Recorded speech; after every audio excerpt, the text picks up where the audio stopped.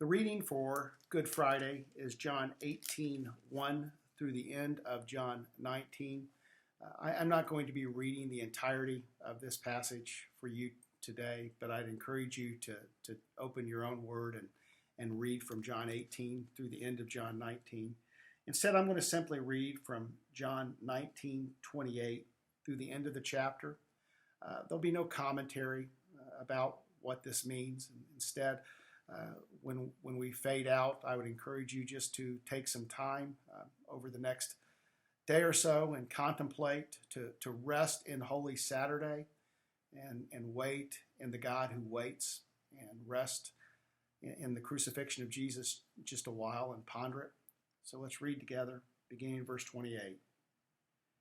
Later, knowing that all was now completed, and so the scripture would be fulfilled, Jesus said, "I am thirsty."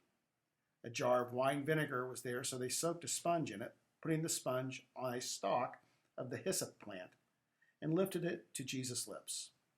When he had finished the drink, Jesus said, "It is finished." With that, he bowed his head and gave up his spirit. Now was the day of preparation, and the next day was to be a special Sabbath. Because the Jews did not want the bodies left on the crosses during the Sabbath, they asked Pilate to have the legs broken and the bodies taken down. The soldiers therefore came and broke the legs of the first man who had been crucified with Jesus, and then also of the other. But when they came to Jesus and found that he was already dead, they did not break his legs. Instead, one of the soldiers pierced Jesus' side with a spear, bringing a sudden flow of blood and water. The man who saw it has given testimony, and his testimony is true. He knows that he tells you the truth, and he testifies so that you also may believe. These things happened so that the scripture would be fulfilled. Not one of his bones will be broken.